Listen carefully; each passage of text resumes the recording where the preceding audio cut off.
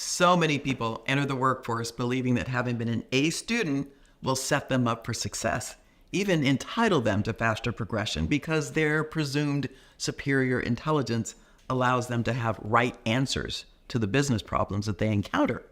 Now, after all, many companies, especially those seeking technical workers, hire scores of graduates with technical degrees in disciplines such as computer science and engineering, preferring those with the highest grades, believing a high GPA correlates to strong performance at work.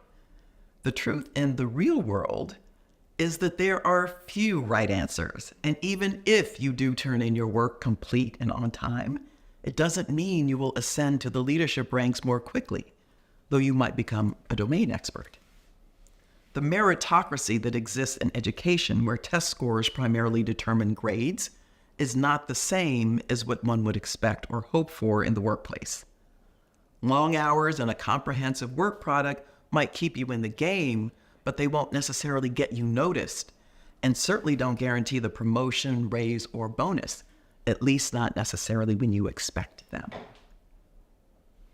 I often say being educated doesn't make you smart, and being smart does not make you competent. Let's explore what I mean and how you can level up your game by sharpening other skills you might have valued or learned in school. Hi, I'm Jenny Clark, a conscious leadership expert who spent 2 decades in executive recruiting and talent management, having worked with giants like Google and Spencer Stuart. I discovered that the secret to transformative leadership lies in the 5 dimensions of conscious leadership, and I'm here to help you unlock your full potential. Join me on this channel as we embark on an honest and vulnerable journey together to become the kind of leader that genuinely inspires transformation in your organization. I've got a little career-boosting secret for you. Do you want the inside scoop on leadership plus some juicy tips and hot takes you won't hear anywhere else? I've got a newsletter that's basically your personal career coach in your inbox. Just click the link in the description to join in. Oh, and if you're loving this content, I know you are, click the subscribe button. It's like giving me a virtual fist bump, ensuring you won't miss out on any future career-changing videos. I was a pretty smart kid. School wasn't easy for me, but it wasn't hard either. I put forth an effort. My parents valued education because their parents and other ancestors, as Black people, were not afforded the same educational and therefore employment opportunities as many of our non-Black counterparts. I was able to take a lot of AP, as in advanced placement classes, but I didn't want to be part of the geeky or nerdy group in school. I believed them to be sort of one-dimensional, kind of uninteresting and no fun. So when my father reviewed one of my high school report cards, he noted 2 B pluses and asked, "Why didn't you get all A's?" His question wasn't threatening. He knew me well enough to know that I was capable of all A's, and that was really the point. I think he genuinely wanted to know. I distinctly remember my response, and I think it even surprised me. I said, "I don't want all A's. I want to be well-rounded. Make time for extracurricular activities." There was a part of me that thought it sounded cheeky, but another part of me that really meant it. Fast forward to when I was invited to be on the admissions committee at the Kellogg School of Management as a first-year MBA student, because I had been a recruiter for 2 years for the University of California system after I graduated from the Davis campus. The committee expressly sought out candidates who were indeed well-rounded, demonstrated academic excellence, and other skills, interests, and avocations, the things that give you pleasure. Anyone who seemed too one-dimensional or not well-rounded, as I had told my dad, was not strongly considered for admission. Little did I know I was destined to eventually make this people assessment thing my profession by becoming a partner in a global executive search firm years later. Studies have shown that a grade point average, GPA, is not an indicator of emotional intelligence or interpersonal skills. The work world is far more complex than school, in spite of the various applications of the disciplines of study. Work is where the structures, functions, objectives, and individual competencies come together to produce a product or service, and the measurements of success are many. You hear me talk incessantly about competencies equaling skills plus knowledge plus ability. And in one of my recent videos, I talked about information versus knowledge. School is often about memorizing, understanding, and synthesizing information. Knowledge is often gained by applying the information in experiences, and from there, learning how to think. Once I got into the tech sector, I saw this one-dimensional orientation again. In my opinion, past experiences and pedigree, schools, grades, employers, are often more heavily assessed than competence, which of course is the how you think and get things done. That A student syndrome, a level of academic entitlement, at least expectation, was prevalent among some of my team members. Many of these folks were recruited right out of college and brought into tech companies that resembled college campuses, complete with the shuttles to bus them to school, work. When they arrived, they would grab breakfast at the cafes, on site, or a nibble from the kitchens on every floor. I did my best to explain to my team members, especially at performance evaluation time, that simply doing your work well didn't mean you will be noticed. More than once, I encountered tears from team members who didn't get a higher performance rating in spite of that 7-page long self-assessment detailing all the things that they had done, things that, by the way, were their responsibilities. And having been told in our regular one-on-ones to explore development opportunities in adjacent functions or even outside of the company. The point here is that in the professional world, problems rarely have clear-cut solutions. You must learn to embrace ambiguity and develop skills in critical thinking, problem solving, and adaptability. Soft skills such as communication, teamwork, emotional intelligence, and demonstrating leadership behaviors or competencies are often what differentiate more successful professionals from their technically oriented counterparts. While delivering high-quality work on time is essential, what truly matters is the impact of your work. To move up in the ranks, you have got to think about how your contributions align with business goals and solve real problems. Let me put a finer point on this issue of performance, progression, value, and worth. I've heard from a number of early career people how frustrated, even devastated they are when they don't get the assignment or promotion they believe they deserve because of the long hours, number of projects, or other actions they thought that they had demonstrated. They feel like failures and believe they must work harder to feel a sense of worth. Listen to me. Your value and worth are not determined by your job title, performance ratings, or speed of promotion.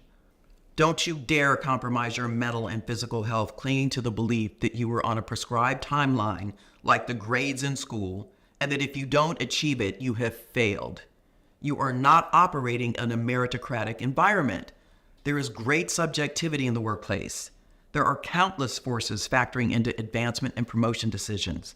Budget, salary or wage compression, which is when employees with different levels of experience, skills, and qualifications have little to no difference in pay. This can happen when a company raises the starting salaries to attract new employees, which can create a disproportionate compensation gap between new and existing employees. Now, though they don't always admit it, there is almost always a bell curve, the same as grading on a curve in school, where there might be 10% of the ratings in the poor or failing level, another 10% at the rated superb or exceptional, and the other 80% are distributed across the mid-range. And yes, there can be bias, favoritism, and other inequities. No one said life was fair, and certainly not at work. Not completely unlike educational environments, you must learn and adapt to your organization's culture, including norms, values, and expectations. And yes, this includes navigating office politics and building relationships with allies, mentors, advisors across levels and functions. This requires those soft skills like intuition and judgment to discern who is genuine and supportive and who might be manipulative, even malicious. Don't let yourself be played.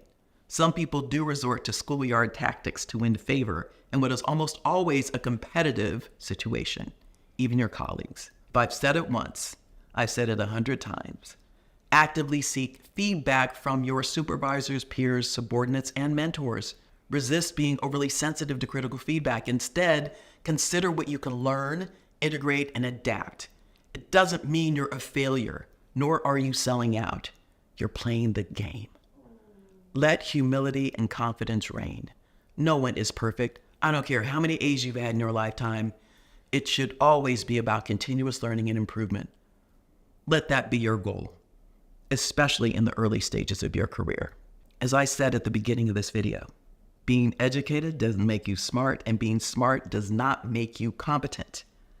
I've assessed and interviewed and know plenty of people who attended top universities and had good grades who never impressed me as being especially smart, in spite of being educated.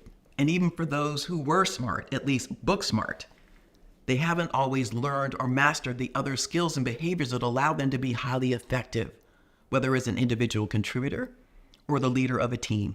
And that includes having common sense and self-awareness. So here are 5 tips to enhance your progression and growth at work. Build a personal brand.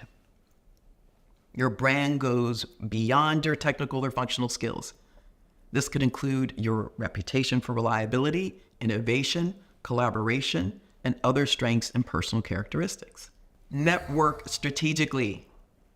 Build relationships strategically inside and outside the organization. Networking is not just about making connections, but about nurturing meaningful relationships that can support career growth. Also, be about doing the same for others. Demonstrate leadership potential. Leadership is about taking initiative, solving problems proactively, collaborating, as well as exhibiting respect, empathy, and integrity. Manage your performance reviews and promotion processes. Prepare for the reality that performance reviews and promotions are not purely merit-based. Understand the importance of visibility, advocacy, and demonstrating value beyond your job description. Explore development opportunities.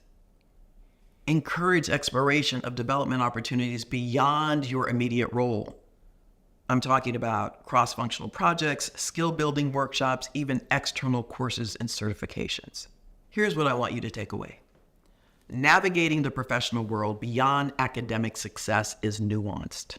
Broaden your skill sets, adapt your mindset to a growth and exploration mindset, and proactively manage your career to achieve long-term success, which includes balance and happiness at work.